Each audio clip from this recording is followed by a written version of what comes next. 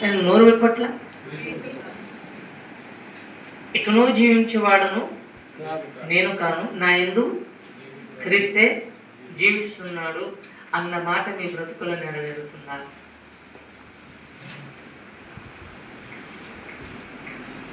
ఇంకొక మాట అన్నాడు ఏమని?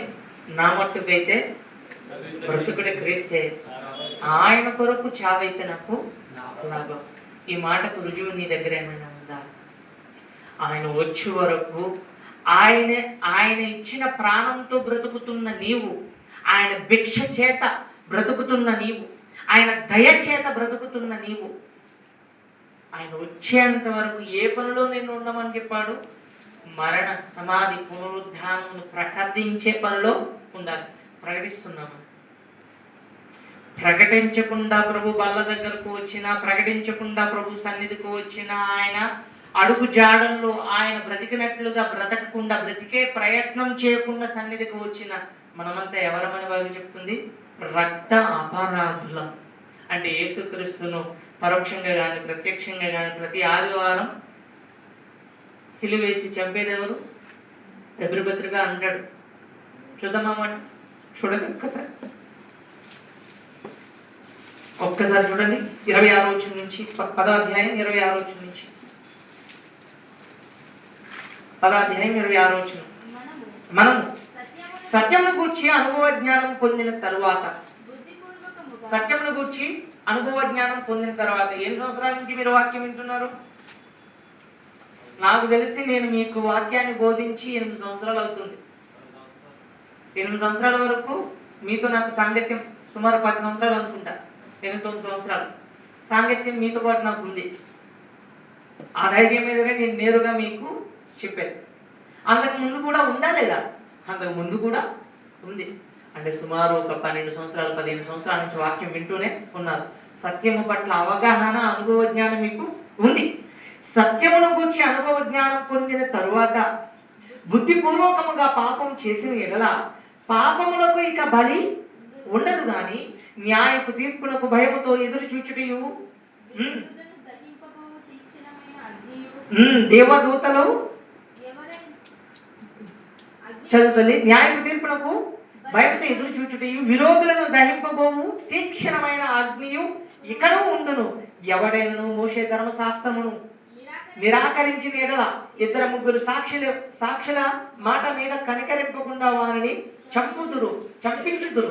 ఇట్లుండగా దేవుని కుమారుని పాదములతో త్రొక్కి తాను పరిశుద్ధపరచబడుటకు సాధనమైన నిబంధన రక్తమును అపవిత్రమైన దానిగా ఎంచి, నిబంధన రక్తమును అపవిత్రమైన దానిగా ఎంచి, అంటే రక్తాన్ని అపవిత్రమైన దానిగా మనమే ఎంచుతున్నామా? ఎలా ఎంచుతాము? ఉదాహరణకు చెప్తా. ప్రభు ప్రాణాన్ని త్రాగుతున్నాం. ఈ రక్తం నా పాపాలను కడుగుతుంది, ఈ రక్తం నాలో ఉన్న లోపాలను తీసివేస్తుంది, ఈ రక్తం నన్ను దేవునికి దగ్గర చేస్తుంది, ఈ రక్తం నా దేవునిలో నన్ను నిలబెట్టిస్తుంది, ఈ రక్తం నాకు నిత్య జీవాన్ని ఇస్తుంది, ఈ రక్తం నన్ను మనిషిగా, దైవముగా, వాక్యానుసారమైన వ్యక్తిగా మారుస్తుంది అని నమ్మే కదా తీసుకునేది. మరి వాక్యం మీరినప్పుడల్లా ఈ రక్తం నన్ను పవిత్రపరచలేకపోయింది, ఈ రక్తం నన్ను మార్చలేకపోయింది, ఈ రక్తం నా బ్రతుకును మార్చలేకపోయింది అని తప్పు చేసినప్పుడల్లా నీ అంతటా నీవే అంటున్నావు కదా అన్నమాట. లేదంటే ఈ రక్తం నన్ను మార్చింది అని అంటే తప్పు నీలో జరగకూడదు. లేదంటే ఈ రక్తం నన్ను దైవంగా మలచింది అని అంటే నీలో కనబడాల్సింది ప్రభువే. లేదంటే ఈ రక్తం నన్ను దేవుడికి దగ్గర చేసింది అండి అని అంటే మరి ఆ క్రియలు నీలో కనబడాలి. నానాటికి దేవునికి దూరం అవుతున్నావు అని అంటే ఈ రక్తం నిన్ను దేవునికి దగ్గర చేయలేకపోయింది, ఈ రక్తం నిన్ను పవిత్రంగా మార్చలేకపోయింది, ఈ రక్తం ఆ దేవునికి అనుకూలంగా నీ బ్రతుకును దిద్దలేకపోయింది అని నీ బ్రతుకు ద్వారా నీవే తాగిన ఈ పవిత్రమైన రక్తాన్ని అపవిత్రమైన దానిగా ఎంచుతున్నావు. అదే అంటున్నాడు, అపవిత్రమైన దానిగా ఎంచి కృపకు మూలమగు ఆత్మను తిరస్కరించిన వాడు ఎంత ఎక్కువైన దండనకు పాత్రుడుగా ఎంచబడునని మీకు తోచును. సేవకులందరితో చెప్తున్నాడు, పగ తీర్చుట నా పని, నేనే వాడి క్రియలకు తగిన ప్రతిఫలాన్ని ఇస్తాను అంటున్నాడు. ఉరుగోడు ఆయన. ప్రభు ప్రాణం పెట్టక మునుపు అయ్యో ఈ మరణకరమకు ఈ పాపిష్టి దేహం నుంచి మమ్మల్ని విడిపించేవాడు ఎవడున్నాడు, అయ్యో ఇట్టి శరీరం నుంచి మమ్మల్ని విడిపించగల దేవుడు ఎవడు అని ఆ రోజు బ్రతిమలాడారు మన పితరులు.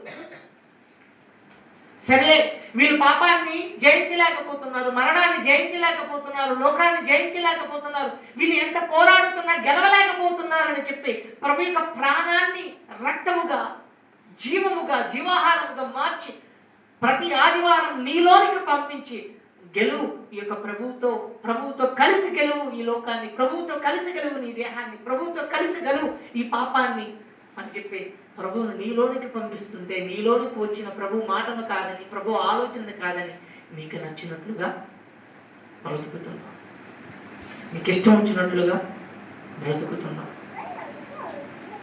మనం మరలా పదే ఓడిపోవడానికి గల కారణం ఒకే ఒక్కటే, ఏదైతే మనలో ఉండాలో అది ఉందా లేదా అని పరిశీలన చేసుకోలేకపోవడం మనం చేస్తున్న పదే తప్పు. జేబులో డబ్బులు ఉన్నాయో లేదో చూసుకుంటావా లేదా బయటకు వెళ్తే? మరి నాలో ప్రభు ఉన్నాడా లేదా, వాక్యం ఉందా లేదా అని చూసుకుని వెళ్ళమాలా? వెళ్తున్నామా? లేదు. వెళ్తే మీరే ఎందుకుంటారు? రాత్రి అదే కదా చెప్తున్నా, మీరే ఎందుకుంటారు? ప్రభు వచ్చేవాడు ఆయన మంద సమాధి పునరుద్ధానము ప్రచురింపబద్ధులై ఉన్నారు. అప్పుడే ప్రభు వల్ల మీలో పనిచేస్తుంది, అప్పుడే ప్రభు వల్ల మిమ్మల్ని పవిత్రంగా చేస్తుంది. అంటాడు కదా యోహాను రాసిన మొదటి పత్రికలో, ఎవడెన్నో ప్రభు యొక్క అడుగు జాడల్లో నడుస్తూ ఆయన వెలుగులో ఉన్న ప్రకారం మనము కూడా వెలుగులో నడిచిన ఎడల అప్పుడు యేసుక్రీస్తు రక్తం మనల్ని పవిత్రంగా చేస్తుంది అని చెప్పి 1:7. ఎప్పుడు ప్రభు యొక్క రక్తం మనల్ని పవిత్రపరిచేది? ఆయన ఎలా అయితే వెలుగులో ఉన్నాడో మనం కూడా వెలుగులో ఉండాలి. వెలుగులో ఉన్నవాడు ఏం చేస్తాడు? చీకటిలో ఉన్నవాడిని లాగే ప్రయత్నం చేస్తాడు. పనికి సోమరులుగా మారాలి తప్ప పనిమంతులుగా మనం మారలేదండి. తీసుకున్న ఆ యొక్క ప్రభు యొక్క శరీరానికి, ఆయన రక్షణ భాగ్యానికి విలువ లేకుండా మన బ్రతుకుంది, విలువనివ్వనిదిగా మన బ్రతుకుంది. అప్పుడప్పుడు అంటా ఉంటారు, కూర్చొని చైర్లు ఎరిగిపోతున్నాయి, ఫ్యాన్ యొక్క కెపాసిటర్ పోతుంది తప్ప మీ బ్రతుకులు అయితే మారడంలా, మీ జీవితాలు అయితే మారడంలా, మీరు పనికి కసితనం పెరగడంలా, దేవుడి గురికి నిలబడాలన్న కసి రావడంలా, దేవుని చిత్తాన్ని జరిగించాలన్న ఒక దృక్పథం, ఒక సంకల్పం మీలో లేకుండా పోయిందే.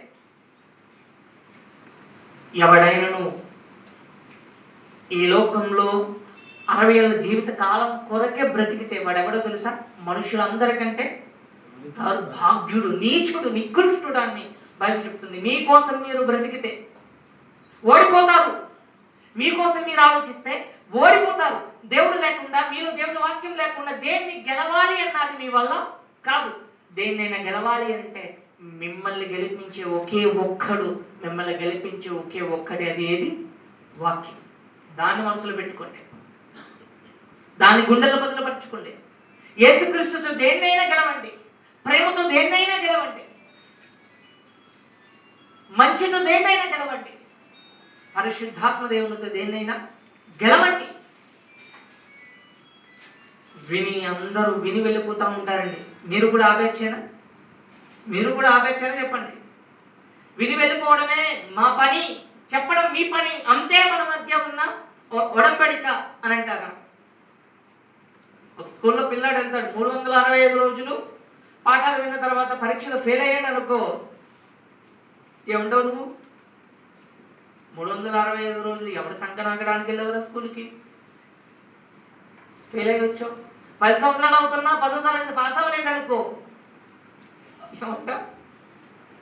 10 సంవత్సరాలు అవుతుంది కానీ 10వ తరగతి పాస్ అవ్వాల. 12 సంవత్సరాలు అవుతుంది కానీ ఎదుగుదల లేదు. 12 సంవత్సరాలు అవుతుంది దేవునికి దగ్గర కాలేదు. 12 సంవత్సరాలు అవుతుంది దేవుని గురించి ఏ కార్యక్రమం చేపట్టలేదు. 12 సంవత్సరాలు అవుతుంది దేవా నేను ఇది చేశాను అని చెప్పుకోవడానికి మీ దగ్గర ఏది రుజువు లేదు.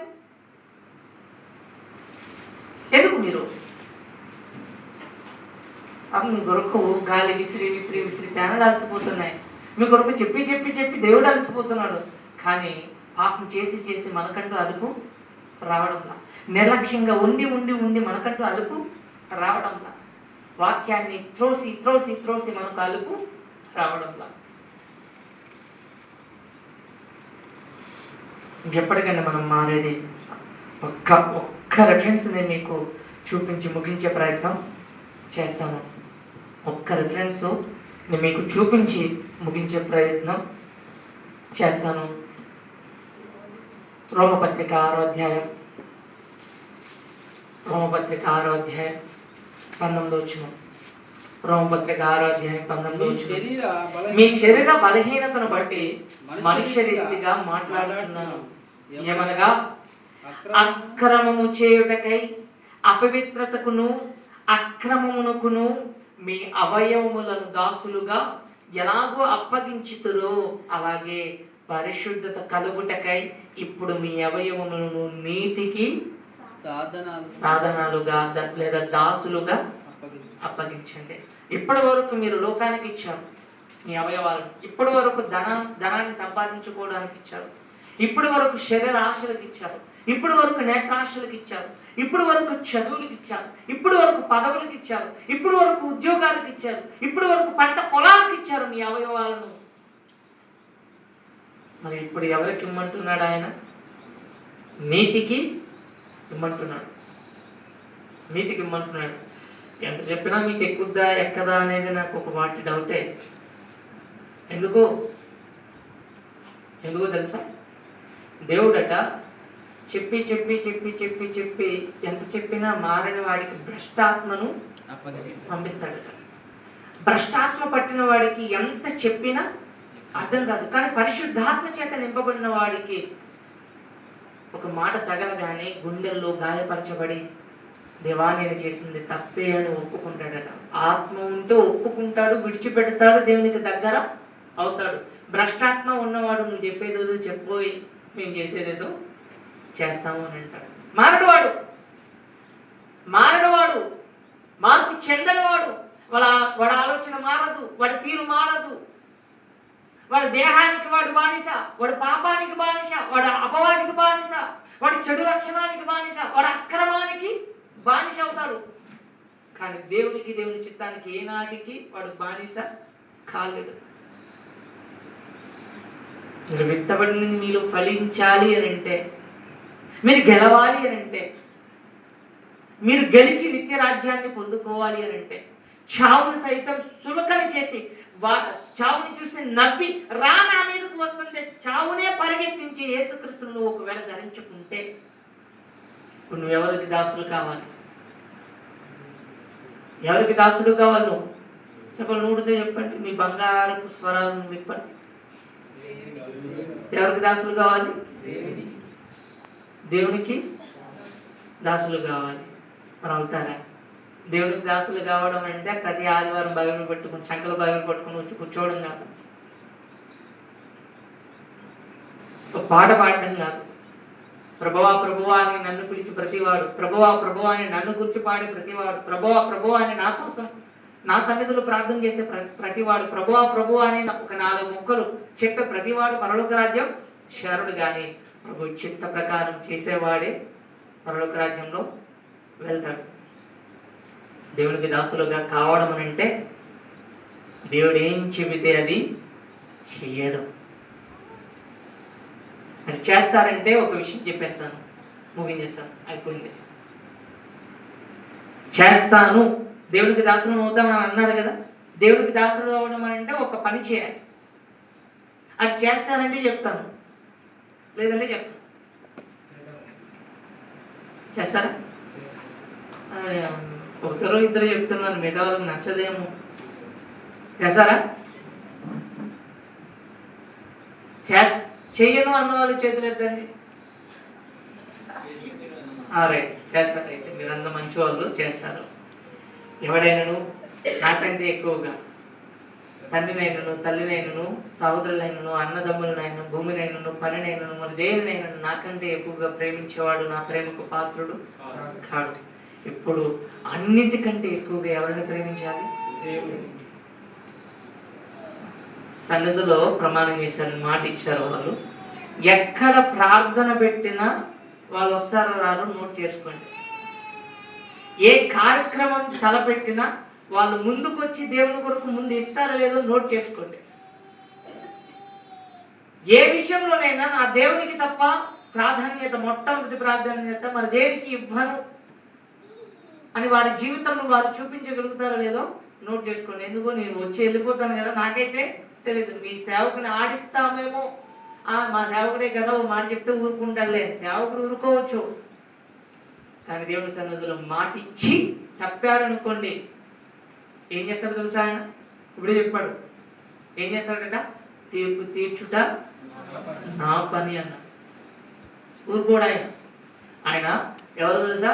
రోషము కలిగిన దేవుడు ఆయన. ఆయన ఎవరు? రోషము కలిగిన దేవుడు. పౌరుషం ఎక్కువ ఆయనకు, రోషం ఎక్కువ ఆయనకు. ఊరుకునేదైతే లేదాయన. ఖండాలు నరికి పాతరేస్తాడు ఆయన. నీ రోగం మీద కొడతాడు, నీ కుటుంబం మీద కొడతాడు, నీ పిల్లల మీద కొడతాడు, నీ యొక్క పంట మీద కొడతాడు, నీ సమస్తం మీద కొట్టే ప్రయత్నం చేస్తాడు. అంతవరకు తెచ్చుకోకుండా ఉండాలి అంటే ఇచ్చిన మాటకు లోబడి దేవుని కొరకు బ్రతికే ప్రయత్నం చేయాలి. అది కూడా ఆయన స్వార్థంతో చెప్పడంలా, నిన్ను గెలిపించడానికే చెప్పాడు. చెప్పండి, దేవుణ్ణి దూరం పెట్టి దేవునికి సమయం ఇవ్వకుండా లోకంలో ఓడిపోయి నరకానికి పోదామా? లేదు, దేవునికి సమయం ఇచ్చి దేవుణ్ణి ఆహ్వానించి మొదటి స్థానం దేవునికి ఇచ్చి దేవుని ద్వారా లోకాన్ని గెలిచి నిత్య రాజ్యాన్ని పొందుకుందాం. ఏం చేద్దాం? మొదటిదా రెండవదా? మొదటిదా రెండవదా? దేవుని దూరం చేసుకుని దేవునికి దూరమై నిర్లక్ష్యంగా ఉండి నరకానికి పోతామా? లేదా మన జీవితంలో ప్రాధాన్యత దేవునికి ఇచ్చి దేవుని మన కుటుంబంలోనికి మనలోనికి ఆహ్వానించి లోకాన్ని గెలిచి నిత్యరాజ్యాన్ని పొందుకుందాం. నిత్యరాజ్యాన్ని పొందుకునే ప్రయత్నం మనమంతా చేయాలి. అది చేద్దామా? చేస్తాము అన్న వాళ్ళు ఒక్కసారి మీ చేతులు వెనక్కు తోసి మోకరించే ప్రయత్నం చేయండి. ఎందుకు అంటే పరిశుద్ధాత్మలు ఉంటే చేసిన పాపాలను ఒప్పుకొని విడిచిపెట్టాలి, దేవుని ఆహ్వానించాలి, దేవుని